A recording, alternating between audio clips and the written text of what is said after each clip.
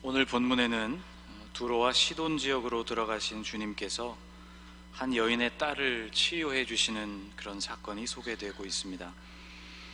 보시는 지도는 예루살렘의 이스라엘의 예수님 당시 지도입니다.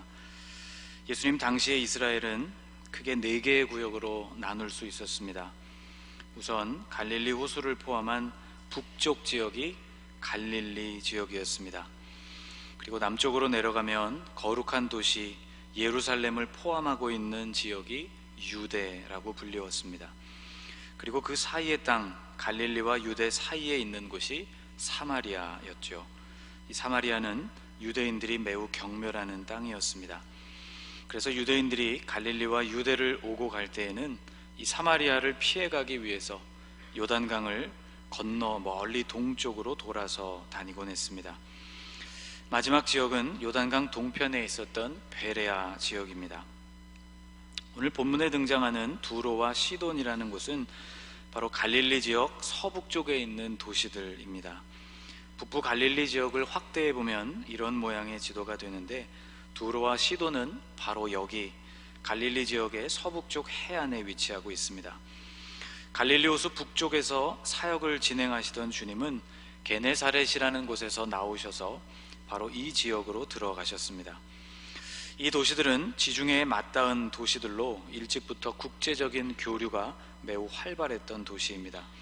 특별히 두로는 성경에서 다윗과 솔로몬 시대에도 아주 빈번하게 등장하는 도시입니다. 당시 성전을 짓기 위한 진귀한 재료들이 바로 이곳 두로의 항구로 들어왔습니다.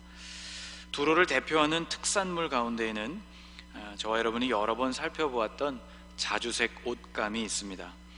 이 옷감을 염색하는 염료는 지중해 해안가에서 사는 육식성 조개인 뿔고둥, 뿔소라로부터 얻었습니다.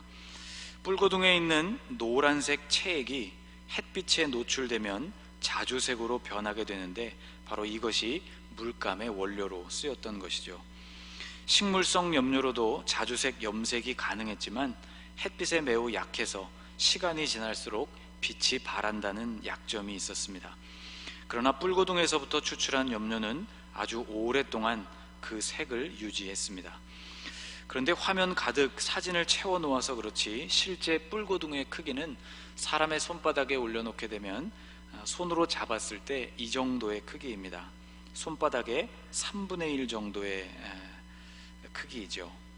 또 이 뿔고둥 한 마리에서 나오는 염료의 양이 극히 적기 때문에 천을 모두 염색하기 위해서는 엄청난 양의 뿔고둥이 필요했습니다. 가로 세로 50cm의 천을 염색하기 위해서 1만 마리의 뿔고둥이 필요했다고 하니 옷 한 벌을 만들기 위해서 들어가는 수고와 노력이 얼마나 대단한 것이었는지를 짐작해 볼 수 있죠. 이렇게 만들어진 자주색 겉옷을 지금의 시세로 환산해 보면 거의 1억 원에 해당되는 그런 가치였다고 합니다. 그래서 이런 옷은 왕족 그리고 극히 부유한 사람들 일부만 사용할 수 있는 재료였습니다. 바로 이런 옷감이 애굽, 구브로, 로도, 시실리, 북아프리카 등지로 수출되는 주요한 두로의 상품이었습니다. 예수님 시대보다는 한참 이전이었지만 에스더가 살았던 바벨론 포로 시대에도 자색 옷은 아주 귀한 재료였습니다. 에스더의 사촌 오빠였던 모르드게가 모든 위기를 극복하고 바사 제국의 최고 관리로 등극하게 되는 장면을 에스더 8장이 그리고 있는데, 바로 그 장면에도 자색 옷이 등장합니다. 모르드게가 푸르고 흰 조복을 입고 큰 금관을 쓰고 자색 가는 베옷을 입고 왕 앞에서 나오니 수산성이 즐거이 부르며 기뻐했다는 기록이죠. 자색으로 물들여진 고운 배 겉옷은 그가 수여받은 그 직책의 고귀함을 상징해 줍니다. 이런 세계적인 염색 기술은 두로 바깥으로 거의 나가지를 않았고, 이런 기술을 독점하고 있었던 사람들은 대부분 두로에 살고 있었던 베니게, 페니키아 사람들이었습니다. 오늘 본문과 동일한 사건을 소개하고 있는 마가복음 7장에는 바로 이 여성이 헬라인이었고 그리고 수로보니게 족속 출신이었다고 기록하고 있습니다. 수로보니게라는 말은 수로베니게라는 말이 합쳐진 말이죠. 지금으로 번역한다면 시리아, 페니키아가 합쳐진 말입니다. 민족적으로는 시리아 지역에 있었던 페니키아 혈통의 여성이면서 헬라화된 여성이었다는 뜻입니다. 두로와 시도는 이렇게 오랜 역사와 또 발달된 기술 그리고 무역업으로 유명한 도시였지만 이 땅은 이방인이 살아가는 이방인들의 도시였습니다. 유대인들에게는 그래서 사마리아와 같이 이곳 역시 부정한 취급을 받는 도시였죠. 이런 곳으로 예수님이 들어가신 이유가 무엇일까 궁금해집니다. 사마리아 수가 마을을 방문하신 것처럼 이곳에서도 잃어버린 사람들을 얻기 위해서가 아니었을까 생각이 듭니다. 주님은 그곳에서 바로 이 여인의 딸을 치유려 해 주셨습니다. 그런데 우리가 그 과정을 읽어가다 보면 우리로서는 이해하기 어렵고 또 민망하기까지 한 예수님의 모습을 발견하게 됩니다. 그녀는 예수님께 큰 소리로 도움을 요청했습니다. 가나안 여자 하나가 그 지경에서 나와서 소리질러 이르되 주 다윗의 자손이여 나를 불쌍히 여기소서 내 딸이 흉악하게 귀신 들렸나이다. 그런데 예수님은 무슨 일이셨는지 이 말에 전혀 반응을 보이시지 않았습니다. 23절 예수는 한 말씀도 대답하지 아니하시니 결국 제자들이 나서서 예수님께 부탁을 드려야 했습니다. 그런데 이 제자들의 부탁이 조금 의외였습니다. 제자들은 이렇게 부탁했습니다. 제자들이 와서 청하여 말하되 그 여자가 우리 뒤에서 소리를 지르오니 그를 보내소서. 놀랍게도 제자들의 요청은 저 여자가 이렇게 간절히 부탁을 하니 그 부탁을 좀 들어주시면 어떻겠습니까? 라는 것이 아니었습니다. 제자들은 소리를 지르고 있는 저 여자를 좀 보내십시오 라고 부탁을 했죠. 가만히 듣고 계시지만 말고 저 소란하게 하는 저 여자를 좀 가게 하라는 그런 부탁이었습니다. 여인의 간구를 외면하고 있는 주님에 대해서는 제자들에게 조금의 불만도 없었던 것이죠. 어쩌면 제자들의 이런 반응은 당연한 것이었습니다. 이것이 바로 유대인들이 이방인을 대하고 생각하는 일반적인 태도였기 때문이죠. 그러나 제자들은 그렇다 쳐도 예수님의 이 무관심에 대해서 우리는 언뜻 이해가 잘 가지 않습니다. 우리가 아는 주님은 누군가의 간절한 부르짖음을 이런 식으로 무시해버리는 분이 결코 아니기 때문이죠. 그렇다면 예수님의 이러한 반응에는 어떤 이유가 있다고 우리는 생각해 볼 수 있습니다. 주님은 지금 이 여인을 시험하고 계셨습니다. 한 말씀도 없으시던 주님이 여인을 향하여 드디어 말문을 여셨습니다. 예수께서 대답하여 이르시되 나는 이스라엘 집에 잃어버린 양 외에는 다른 데로 보내심을 받지 아니하였노라. 참 차가운 말이었습니다. 너는 이방인이 아니냐? 나는 이스라엘 사람들을 위해서 보냄을 받았다. 그런 말씀이었습니다. 아마도 제자들은 이 예수님의 말씀에 마음속으로 아멘을 했을지 모릅니다. 그렇지, 예수님의 말씀을 이제 들었으니 이제 좀 돌아가라, 그런 생각을 했을 것입니다. 그러나 그 여인의 입장이 되어보면 이 말씀이 참 섭섭하고 가슴 아픈 말씀이 아닐 수 없죠. 그런데 여인은 여기서 포기하지를 않고 다시 예수님께 여쭈었습니다. 25절 말씀에 이렇게 되어 있습니다. 여자가 와서 예수께 절하며 이르되 주여 저를 도우소서. 여인은 간절했습니다. 예수님은 그의 딸을 치유해 주실 수 있는 유일한 길이었고 거기서 포기할 수는 없었기 때문이죠. 그랬더니 주님께서 이번에는 이렇게 말씀을 해주시는 것입니다. 대답하여 이르시되 자녀의 떡을 취하여 개들에게 던짐이 마땅하지 아니하니라. 이 말씀은 처음 말씀보다도 훨씬 더 날카롭고 가시가 돋쳐있는 말이었습니다. 예수님은 이스라엘 사람들은 자녀로, 그리고 이방인들은 개에 비유하셨습니다.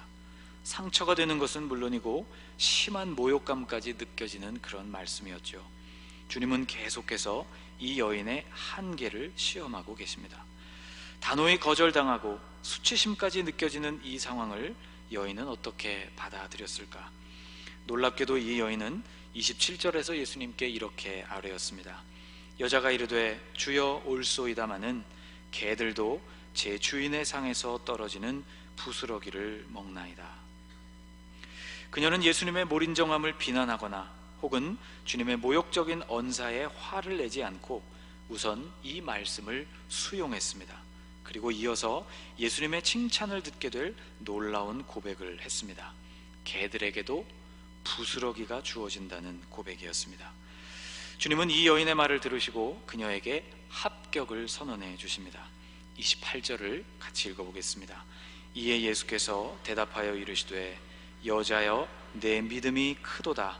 내 소원대로 되리라 하시니 그때로부터 그의 딸이 나으니라. 주님은 이 사람의 믿음을 큰 믿음이라고 말씀하셨습니다. 그런데 여러분, 사실 여인이 예수님께 구했던 것은 부스러기였습니다. 여러분이 아시는 것처럼 부스러기란 절대로 큰 것이 아니죠. 부스러기란 말을 사전에서 찾아보니 이런 설명이 나옵니다. 잘게 부스러진 물건, 쓸만한 것을 골라내고 남은 물건, 하찮은 사람이나 물건을 비유적으로 이르는 말. 여러분, 부스러기는 그런 것이죠. 별로 대단치 않은 것, 있어도 그만 없어도 그만이지만 없어도 그만에 더 가까운 것, 그것이 바로 부스러기입니다. 부스러기란 말을 헬라어 성경에서 푸시키온이라는 말로 나와 있는데, 이 단어는 신약 성경에 딱 3번 등장하는 그런 단어입니다. 그 중에 2번은 오늘의 이야기를 소개하고 있는 마태복음과 마가복음의 본문에서 등장하고, 나머지 1번은 누가복음 16장에서 부자와 나사로의 이야기를 소개할 때 거기에 등장하고 있습니다. 나사로는 거지였고 그의 딱한 형편을 상징하는 말이 바로 부스러기였습니다. 누가복음 16장에 이렇게 기록하고 있습니다. 그 부자의 상에서 떨어지는 것으로 배불리려 하매 심지어 개들이 와서 그 헌대를 핥더라. 우리말 성경에는 상에서 떨어지는 것이라고 번역을 하고 있는데, 헬라어 성경을 찾아보면 바로 이 부분이 푸시키온, 부스러기라고 번역된 부분입니다. 그는 부자의 상에서 떨어지는 부스러기를 구했다는 것이죠. 그가 구걸했던 그 집은 부자의 집이었는데, 이 부자가 얼마나 부자였는지를 알려주는 단서도 이 누가복음 16장 본문 안에 나와 있습니다. 19절에 이렇게 말씀하고 있습니다. 한 부자가 있어 자색 옷과 고운 베옷을 입고 날마다 호화롭게 즐기더라. 부자였던 그가 호화롭게 입고 즐기던 그 옷이 바로 다름 아닌 자색 옷이었다는 것이죠. 그러니까 이 부자는 보통 부자가 아니었던 것입니다. 그는 최고로 높고 부요한 사람들, 이스라엘의 상위 3% 정도만이 누릴 수 있는 특권을 누리고 있던 사람이었던 것이죠. 부자가 입은 자색 옷과 그리고 지금 나사로가 간절히 원하고 있었던 이 부스러기는 서로 대척점에 있는 단어입니다. 극도로 귀한 것과 보잘것없는 것이라는 차이가 두드러지게 이 이야기에서 묘사되고 있는 것이죠. 부스러기란 이렇게 보잘것이 없는 것인데, 그것을 구한 여인의 믿음은 어째서 큰 믿음일 수가 있는 것일까? 우리는 그녀가 예수님께 말했던 27절 말씀을 다시 살펴보아야 합니다. 그녀는 이렇게 이야기했습니다. 주여 올소이다마는 개들도 제 주인의 상에서 떨어지는 부스러기를 먹나이다. 이 여인의 말에서 우리가 주목해야 하는 부분은 제 주인의 상에서라는 대목입니다.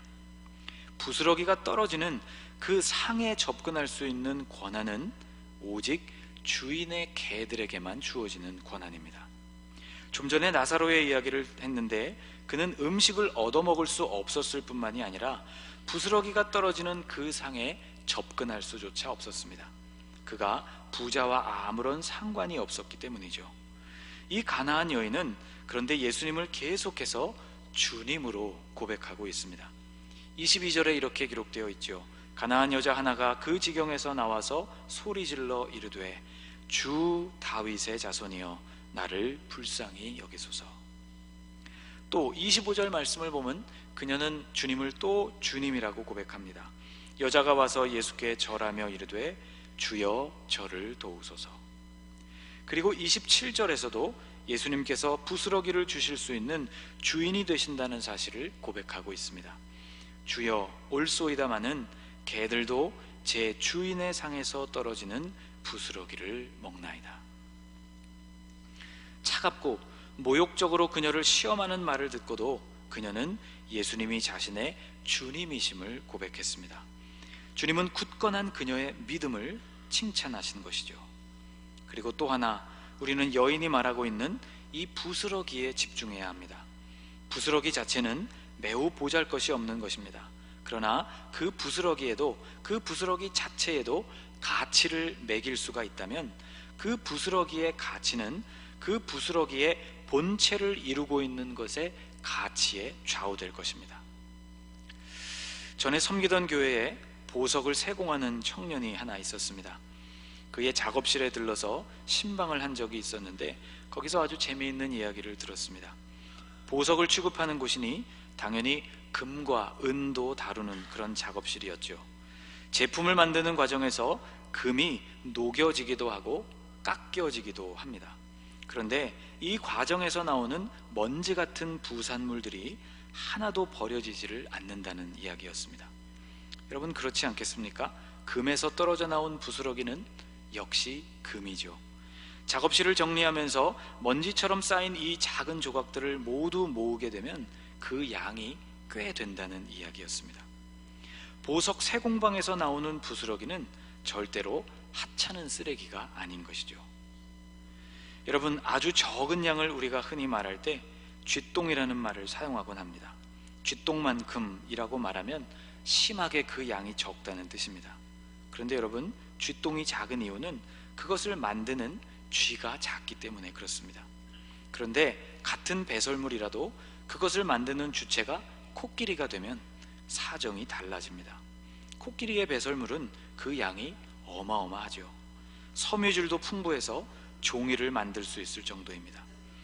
오래전 선교훈련차 스리랑카를 방문했을 때 바로 거기서부터 만들어진 종이가 관광상품으로 많이 팔리고 있는 모습을 보았습니다. 그러면 우리는 이런 결론을 내려볼 수 있습니다. 누구의 부스러기냐에 따라서 그 부스러기의 가치가 결정된다는 것입니다. 이 가나안 여인이 구했던 것은 아무의 부스러기가 아니었습니다. 그녀는 지금 예수님께로부터 나오는 부스러기를 구했던 것이죠. 예수님이 베푸시는 능력과 은혜는 비록 그것이 부스러기라 할지라도 나에게 충분하다는 믿음이 그녀에게 있었던 것입니다.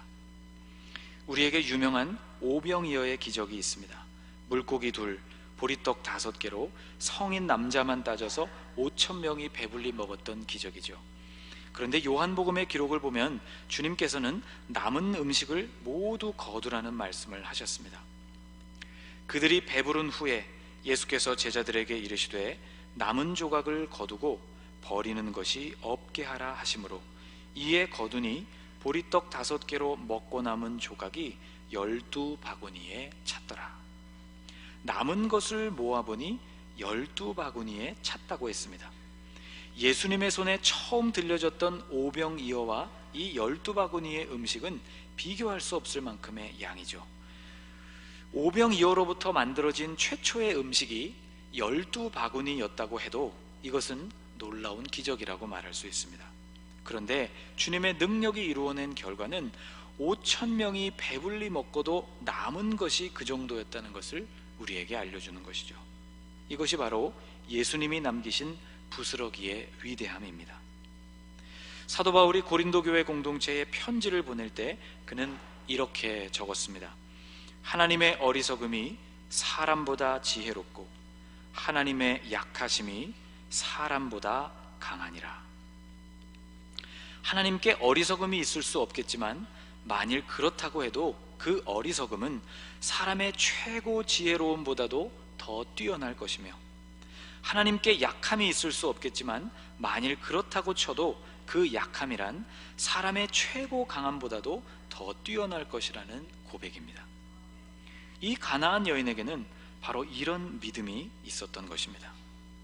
사랑하는 여러분, 주님의 은혜와 사랑은 부스러기로 우리에게 임하여도 우리에게 충분합니다. 우리는 주님의 부스러기만으로도 만족할 수 있는 존재들입니다. 그런데 여러분, 성경을 읽어보면 주님은 우리에게 부스러기 정도를 주시지 않았습니다. 그분은 우리에게 당신의 모든 것을 주셨습니다. 당신의 생명을 우리를 위해 주셨습니다. 여러분, 우리는 얼마나 큰 사랑을 받은 존재입니까? 부스러기에 대한 믿음으로도 이 가나안 여인은 승리를 얻었습니다. 우리는 주님의 완전한 사랑을 입은 자들이죠. 성경은 그 사랑이 우리를 이기게 한다고 했습니다. 가까스로 이기는 것이 아니라 넉넉하게 이긴다고 했습니다. 그러나 이 모든 일에 우리를 사랑하시는 이로 말미암아 우리가 넉넉히 이기느니라.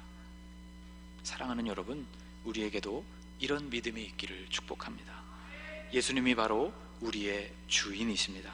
그분의 사랑과 은혜는 부스러기로 임하여도 우리를 만족시키실 수 있는 은혜입니다. 주님의 생명을 선물로 받은 우리는 그래서 어떤 일도 견디며 극복할 수 있습니다. 여러분, 이런 위대한 믿음으로 승리하는 삶을 살아가실 수 있기를 주님의 이름으로 축복합니다. 기도하겠습니다. 하나님, 주님의 사랑과 그 능력이 우리에게 부스러기와 같이 임할지라도 그것은 우리를 치유하고 회복시키며 온전케 하는 일에 부족함이 없는 것임을 믿습니다. 또 주님은 우리에게 부스러기와 같은 것을 주지 않으셨고 당신의 가장 소중한 생명을 주시기까지 우리를 사랑하셨음을 인하여 감사드립니다. 시험처럼 여겨지는 상황 속에서도 예수님의 주님 되심을 변함없이 고백하는 성도가 되게 해 주옵소서. 우리에게 이미 부어주신 그 놀라운 사랑을 우리가 의지하게 하옵소서. 어떤 환난과 역경 속에서도 주님의 도우심을 의지하고 그 넉넉한 사랑을 의지함으로 온전히 승리하는 자녀들이 되게 해 주옵소서. 예수님의 이름으로 기도하옵나이다. 아멘.